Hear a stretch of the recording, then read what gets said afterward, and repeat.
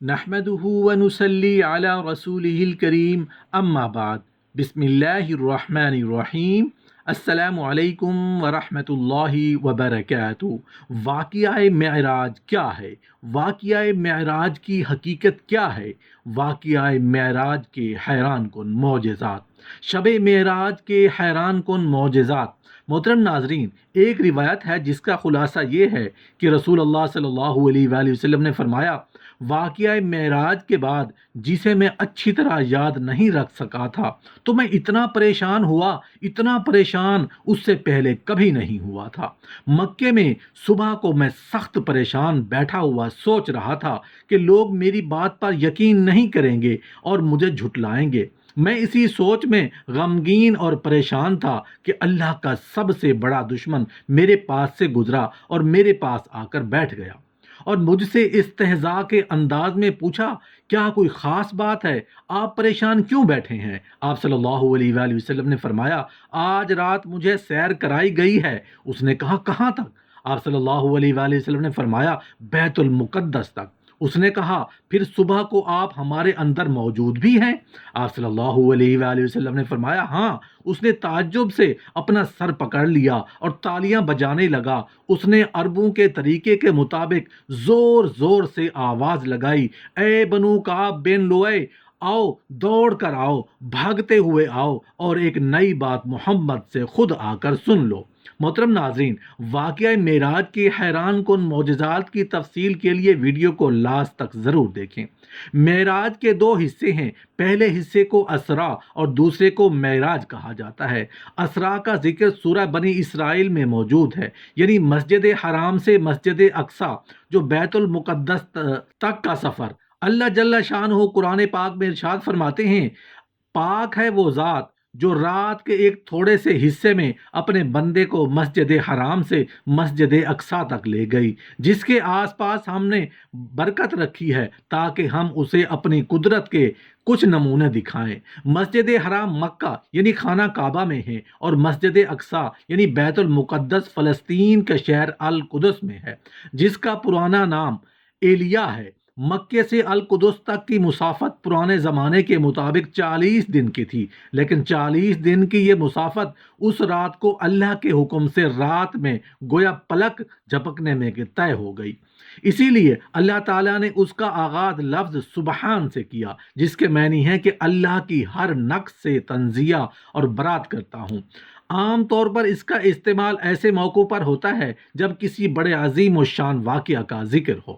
مطلب یہ ہوتا ہے کہ لوگوں کے نزدیک ظاہری اسباب کے اعتبار سے یہ واقعہ کتنا بھی محال ہو، اللہ کے لیے کوئی مشکل نہیں، اس لیے کہ وہ اسباب کا پابند نہیں، وہ تو لفظ کن سے پلک جھپکتے جو چاہے کر سکتا ہے۔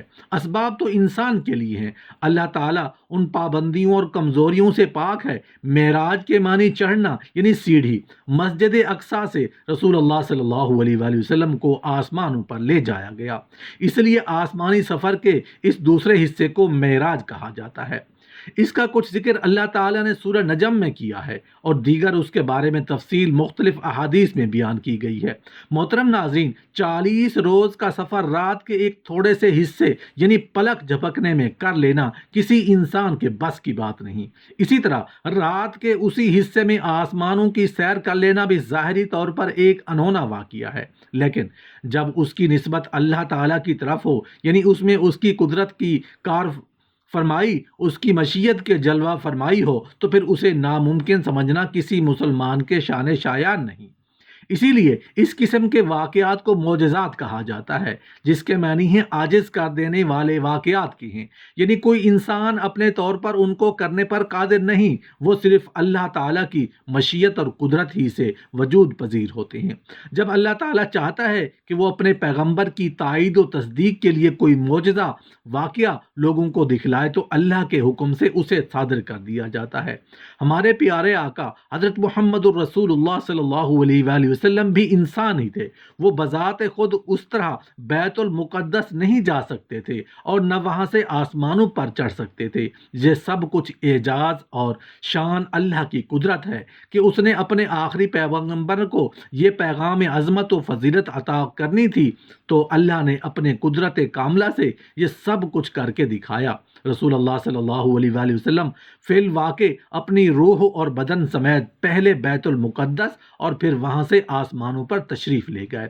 ایک حدیث کا مفہوم ہے، رسول اللہ صلی اللہ علیہ وآلہ وسلم نے فرمایا، جب میرے اس واقعے کی شہرت ہوئی اور کفار و مکذبین کے لیے اس کو ماننا ممکن نہیں ہو رہا تھا، تو انہوں نے متعدد سوالات کیے جن کا جواب دینا میرے لیے مشکل تھا۔ تو اللہ تعالیٰ نے میرے اور بیت المقدس کے درمیان سے سارے حجاب اٹھا کر بیت المقدس کو میرے سامنے کر دیا اور میں اسے دیکھ دیکھ کر جواب دیتا رہا۔ جب قریش نے مجھے جھٹلایا تو میں حجر یعنی حتیم میں کھڑا ہو گیا، پس اللہ نے بیت المقدس کو میرے سامنے لا کھڑا کیا اور میں اسے دیکھ دیکھ کر ان کو بتلاتا رہا۔ اور صحیح مسلم کی روایت میں ہے کہ میں نے اپنے آپ کو دیکھا کہ میں حجر میں ہوں اور قریش مجھ سے معراج کے بارے میں سوالات کر رہے ہیں۔ پس انہوں نے بیت المقدس کے بارے میں مجھ سے بہت سی ایسی چیزیں پوچھیں جنہیں میں اچھی طرح یاد نہیں رکھ سکا تھا، تو میں اتنے پریشان ہوا تھا کہ اتنا پریشان اس سے پہلے کبھی نہیں ہوا۔ پس اللہ تعالیٰ نے بیت المقدس کو اٹھا کر اس طرح میرے سامنے کر دیا کہ میں اسے دیکھنے لگا۔ پھر انہوں نے اس کی بابت جو بھی سوال مجھ سے کیا میں اس کی بابت بتلاتا رہا۔ ایک روایت میں ہے جس کا خلاصہ یہ ہے کہ مکے میں صبح کو میں سخت پریشان ہوا کہ لوگ میری بات پر یقین نہیں کریں گے اور مجھے جھٹلائیں گے۔ میں اسی سوچ میں غمگین اور پریشان بیٹھا تھا کہ اللہ کا دشمن میرے پاس سے گزرا اور میرے پاس آ کر بیٹھ گیا اور مجھ سے استہزاء کے انداز میں پوچھا، کیا کوئی خاص بات ہے؟ رسول اللہ صلی اللہ علیہ وآلہ وسلم نے فرمایا، اس نے کہا کیا ہے؟ آپ صلی اللہ علیہ وآلہ وسلم نے فرمایا، آج رات مجھے سیر کرائی گئی ہے۔ اس نے کہا کہاں تک؟ آپ صلی اللہ علیہ وآلہ وسلم نے فرمایا، بیت المقدس تک۔ اس نے کہا پھر صبح کو آپ ہمارے اندر موجود بھی ہیں؟ آپ نے فرمایا ہاں۔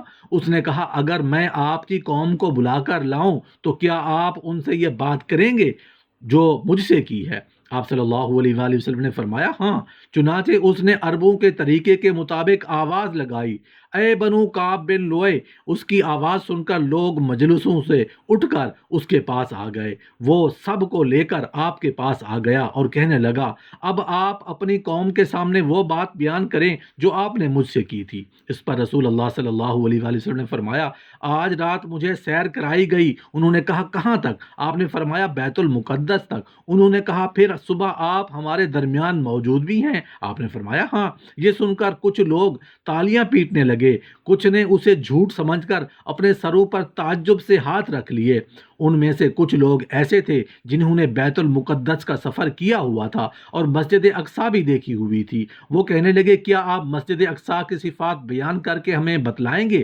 اس پر رسول اللہ صلی اللہ علیہ وآلہ وسلم نے فرمایا، میں نے مسجد کی صفتیں بیان شروع کر دیں۔ میں بیان کرتا رہا حتیٰ کہ بعض چیزوں میں مجھے التباس ہونے لگا تو مسجد میرے سامنے کر دی گئی۔ پس میں اسے دیکھتا رہا اور اس کی صفتیں بیان کرتا رہا۔ انہوں نے میری باتیں سن کر کہا، اللہ کی قسم اس نے صفتیں تو ساری صحیح بیان کی ہیں۔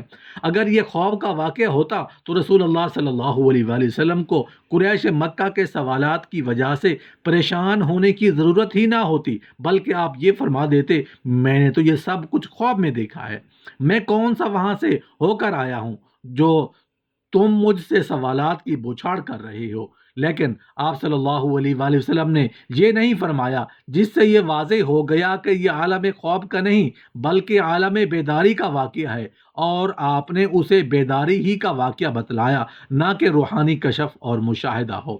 حضرت مالک بن سعصع رضی اللہ تعالیٰ عنہ فرماتے ہیں، اللہ تعالیٰ کے رسول صلی اللہ علیہ وآلہ وسلم نے انہیں اس رات کی بابت بتلایا جس میں آپ کو معراج کرائی گئی۔ آپ نے فرمایا میں ایک وقت حتیم میں، بعض مرتبہ آپ نے فرمایا حجر میں لیٹا ہوا تھا۔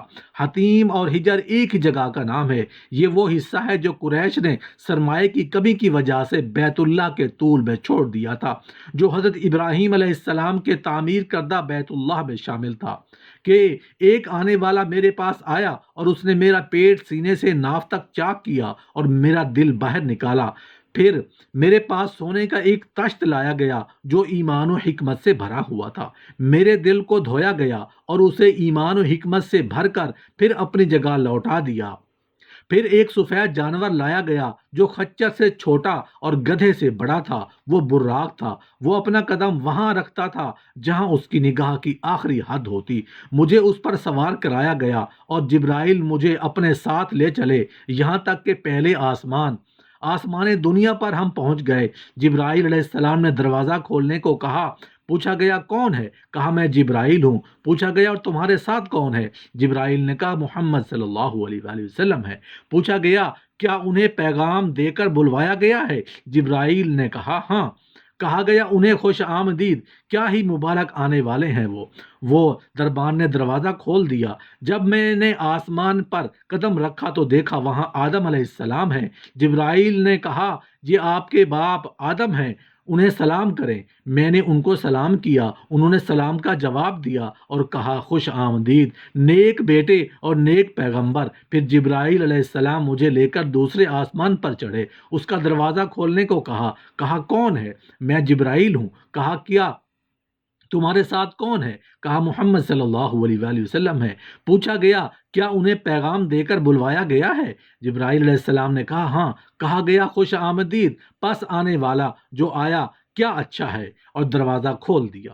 جب میں اندر داخل ہوا تو وہاں یحییٰ اور عیسیٰ علیہ السلام تھے جو دونوں خالہ زاد ہیں۔ جبرائیل علیہ السلام نے کہا یہ یحییٰ اور عیسیٰ علیہ السلام ہیں، انہیں سلام کریں۔ میں نے انہیں سلام کیا، ان دونوں نے سلام کا جواب دیا اور کہا خوش آمدید برادر صالح اور پیغمبر صالح۔ پھر جبرائیل علیہ السلام مجھے تیسرے آسمان پر لے کر چڑھے اور دروازہ کھولنے کو کہا۔ پوچھا گیا کون ہے؟ میں جبرائیل ہوں۔ کہا گیا اور تمہارے ساتھ کون ہے؟ کہا محمد صلی اللہ علیہ وآلہ وسلم ہے۔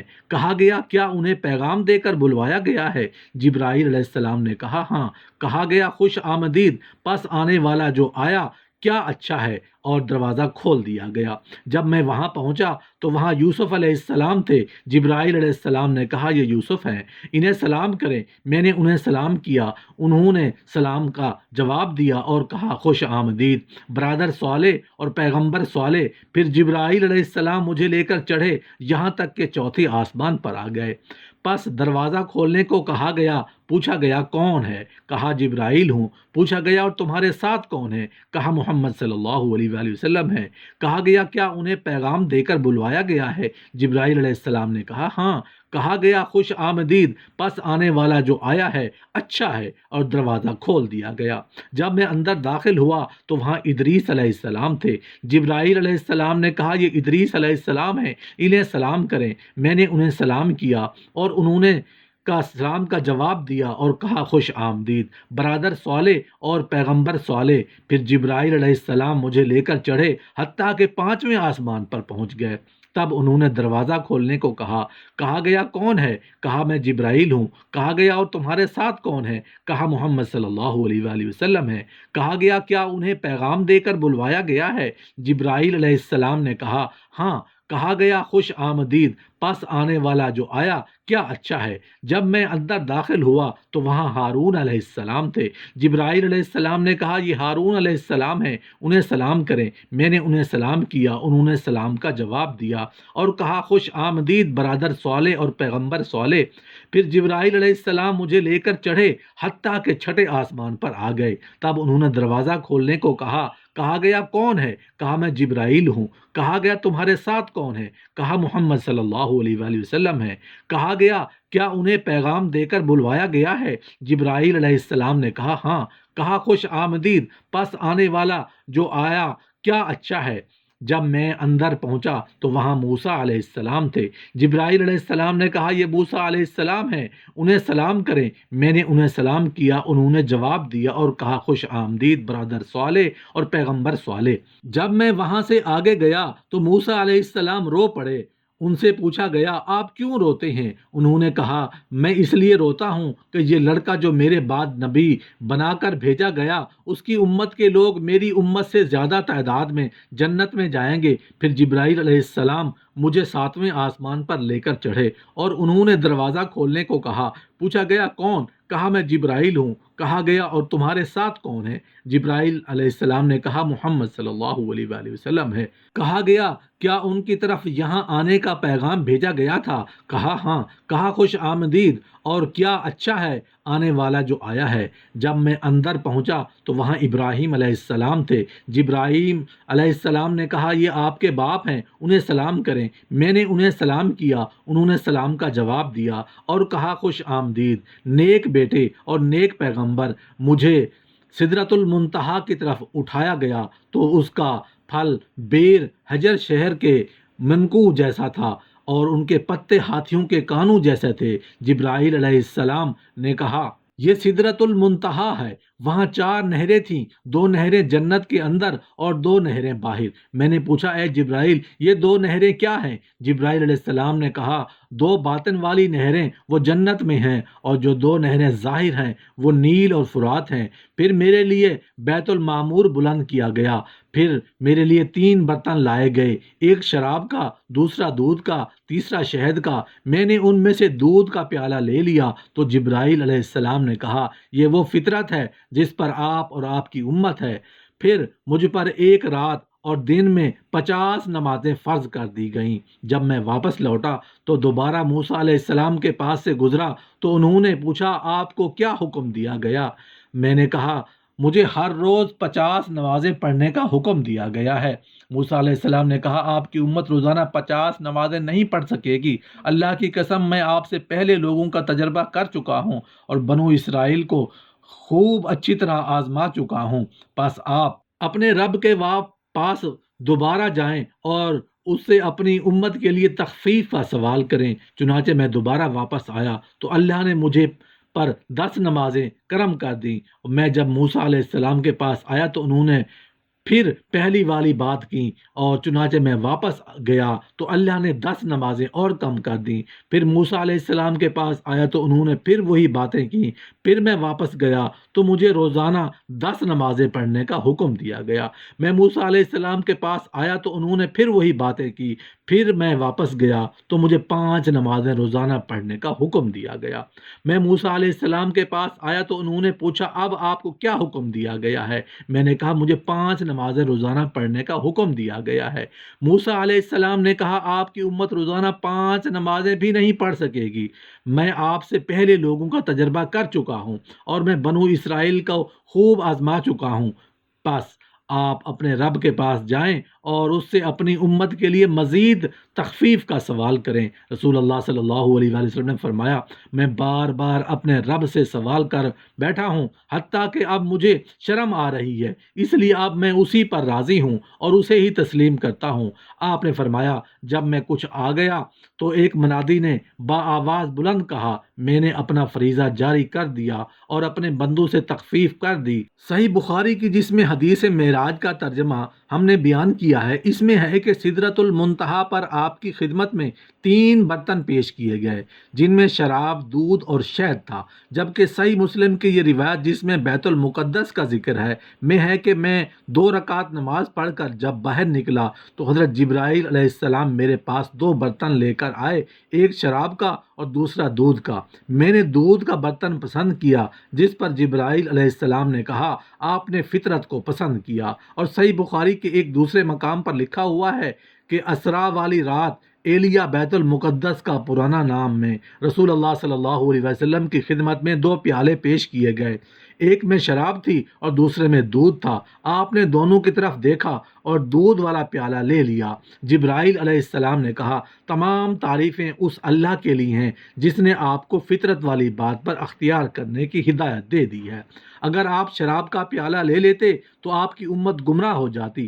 شب معراج میں فرضیتی نماز کی اہمیت، اللہ تعالیٰ نے شب معراج میں نماز کیوں فرض کی، اس کی ایک حکمت علماء کرام یہ بیان کرتے ہیں کہ جب اللہ تعالیٰ نے اپنے پیغمبر کو آسمانوں کی سیر کروائی تو وہاں فرشتوں کی عبادت کا منظر بھی دکھایا گیا کہ کوئی فرشتہ حالت قیام میں مصروف عبادت ہے، وہ بیٹھتا نہیں، کوئی حالت رکوع میں ہے، وہ سجدے میں نہیں جاتا، کوئی سجدے کی حالت میں ہے، اسے اٹھتا ہی نہیں۔ تو اللہ تعالیٰ نے فرشتوں کی اس عبادت کی مناسبت سے امت محمدیہ پر نماز کی صورت میں ایسی عبادت مقرر فرما دی جس میں بیک وقت یہ ساری ہی صورتیں آ جاتی ہیں۔ اس میں قیام بھی ہے، رکوع و سجود بھی ہے، اور ایک دوسری حکمت یہ بیان کی گئی ہے کہ اس موقع پر رسول اللہ صلی اللہ علیہ وآلہ وسلم کے ظاہر و باطن کو آب زمزم سے پاک صاف کر کے جس طرح مقدس و مطہر کر دیا گیا تھا اور ایمان و حکمت سے آپ کو نوازا گیا تھا، ایسے ہی نماز کے لیے بھی ضروری ہے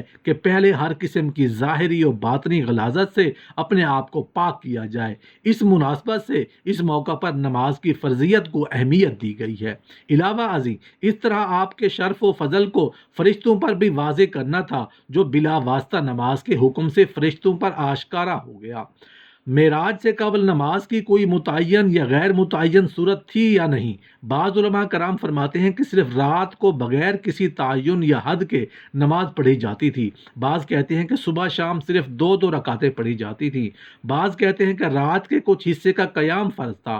بعض روایات میں ہے کہ میں ایسے بلند مقام پر پہنچا جہاں مجھے قلموں کے چلنے کی آوازیں سنائی دیتی تھیں۔ یہ جگہ بھی سدرۃ المنتہا کے آس پاس ہی ہے جہاں فرشتے لوح محفوظ سے اللہ کے فیصلے نقل کرتے ہیں، اور یہ اتنی بڑی تعداد میں ہیں کہ ان کی قلموں کے بیک وقت چلنے سے آوازوں کی ایک کہکشاں سج جاتی ہے۔ حدیث شریف میں سدرۃ المنتہا پر 4 نہریں دیکھنے کا واقعہ بھی بیان کیا جاتا ہے، 2 جنت کے اندر اور 2 باہر۔ باہر والی 2 نہریں نیل اور فرات ہیں، اور صحیح مسلم کی روایت میں دوسری 2 نہروں کے نام سیحان اور جیحان بتلائے گئے ہیں، اور ان کی بابت یہ بھی کہا گیا ہے کہ وہ جنت سے ہیں، یعنی اس میں 4 نہروں کو کل من الانہار الجنہ کہا جاتا ہے۔ اس سے بظاہر یہی معلوم ہوتا ہے کہ ان نہروں کے سوتے جنت میں ہیں، اور جنت امام نووی رحمۃ اللہ علیہ فرماتے ہیں اس حدیث میں ہے کہ نیل اور فرات کی اصل جنت سے ہے، اور یہ دونوں سدرۃ المنتہا کی اصل سے نکلتی ہیں، پھر جہاں اللہ چاہتا ہے وہاں وہ چلتی ہیں، پھر زمین پر اترتی ہیں، پھر اسی پر چلتی ہیں اور اسی میں سے نکلتی ہیں، اور ایسا ہونا عقل کے خلاف نہیں۔ حدیث کا ظاہر سے بھی اسی بات کا شاہد ہے، اس لیے یہی معتمد علیہ بات ہے۔ حافظ ابن حجر رحمۃ اللہ علیہ فرماتے ہیں کہ سدرۃ المنتہا کی اصل جنت ہے، اور یہ دونوں نہریں اولاً اس کی اصل سے نکلتی ہیں، پھر چلتی ہیں یہاں تک کہ زمین میں استقرار حاصل کر لیتی ہیں، پھر یہیں سے اس کے سوتے نکلتے ہیں۔ شیخ البانی رحمۃ اللہ علیہ لکھتے ہیں کہ ان نہروں کے جنت سے ہونے سے مراد شاید یہ ہے کہ ان کی اصل جنت سے ہے، جیسے انسان کی اصل جنت سے ہے۔ پس یہ حدیث اس بات کے منافی نہیں ہے جو ان نہروں کی بابت مشہور و معلوم ہے کہ یہ نہریں زمین کی معروف سرچشموں سے پھوٹتی ہیں۔ پس اگر اس کے یا اس سے ملتے جلتے معنی نہیں ہیں تو یہ حدیث امور غیب سے متعلق ہے جن پر ایمان رکھنا اور جو خبر دی گئی ہے اس کو تسلیم کرنا ضروری ہے۔ سدرۃ المنتہا پر پہنچنے کے بعد رسول اللہ صلی اللہ علیہ وآلہ وسلم نے فرمایا، پھر مجھے جنت میں لے جایا گیا تو اس میں موتیوں کے کبے ہیں اور اس کی مٹی کستوری ہے۔ سدرۃ المنتہا میں جہاں نماز تحفہ کا ملا وہاں 2 تحفے اور بھی ملے۔ حدیث میں ہے رسول اللہ صلی اللہ علیہ وسلم کو 3 چیزیں عطا کی گئیں۔ نمبر 1 5 نمازیں، نمبر 2 سورۃ البقرہ کی آخری آیتیں، نمبر 3 آپ کی امت میں سے اس شخص کے کبیرہ گناہوں کی معافی جس نے اللہ کے ساتھ کسی کو شریک نہیں ٹھہرایا۔ آمن الرسول سے آخر تک جیسا کہ ایک اور حدیث میں ہے کہ فضیلت بیان کی گئی ہے، رسول اللہ صلی اللہ علیہ وسلم نے فرمایا سورہ بقرہ کی آخری 2 آیتوں کی یہ فضیلت ہے کہ جو ان کو رات کے وقت پڑھتا ہے وہ اس کو کافی ہو جاتی ہیں۔ کس سے کافی ہو جاتی ہیں اس کی بابت امام نووی فرماتے ہیں، بعض کہتے ہیں کہ قیام اللیل، نماز تہجد سے، یعنی رات کو ان 2 آیتوں کا پڑھ لینا نماز تہجد کے قائم مقام ہو جاتا ہے، اور بعض کہتے ہیں شیطان سے کافی ہو جاتی ہیں، یعنی ان کے پڑھ لینے سے شیطان سے بچاؤ ہو جاتا ہے، اور بعض کہتے ہیں کہ تمام آفات سے بچاؤ کا سبب ہے۔ امام نووی رحمۃ اللہ علیہ فرماتے ہیں یہ احتمال ہے کہ یہ تمام ہی باتوں کے لیے کافی ہو جاتی ہیں۔ ایک اور حدیث میں ہے کہ حضرت عبداللہ بن عباس رضی اللہ تعالیٰ عنہ فرماتے ہیں ایک مرتبہ جبرائیل علیہ السلام رسول اللہ صلی اللہ علیہ وسلم کے پاس بیٹھے ہوئے تھے کہ آپ نے اپنے اوپر سے دروازہ کھلنے کی سی آواز سنی۔ آپ نے اپنا سر مبارک اوپر اٹھایا تو جبرائیل علیہ السلام نے کہا یہ آسمان کا دروازہ ہے جو آج کھولا گیا ہے، آج سے پہلے یہ کبھی نہیں کھولا گیا۔ اس سے ایک فرشتہ اترا اور کہا یہ ہے وہ فرشتہ جو زمین پر اترا ہے جو آج سے پہلے یہ فرشتہ کبھی بھی نہیں اترا۔ پس اس فرشتے نے سلام کیا اور کہا آپ کو 2 نوروں کی خوشخبری ہو جو آپ کو عطا کیے گئے ہیں۔ آپ سے پہلے یہ 2 نور کسی نبی کو نہیں دیے گئے، ایک سورہ فاتحہ اور دوسرا سورہ بقرہ کی آخری آیتیں۔ ان میں سے جو حرف بھی آپ پڑھیں گے آپ کا اجر آپ کو دیا جائے گا۔ کبیرہ گناہ اور کبیرہ گناہوں کی بابت بہت سارے علماء کرام کا متفقہ عقیدہ ہے کہ ہم توبہ کے بغیر معاف نہیں ہوں گے، علیہ کہ اللہ تعالیٰ اپنی خصوصی فضل و کرم کسی پر فرما دے۔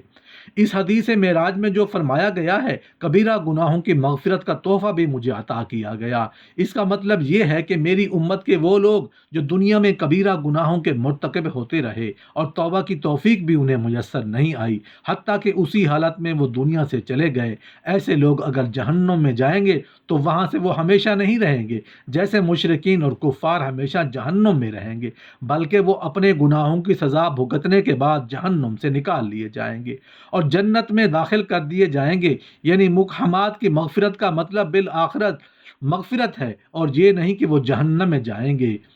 انہی کا سزا بھگتنے کے لیے عارضی طور پر جہنم میں جانا مغفرت ذنوب کے منافی نہیں ہے۔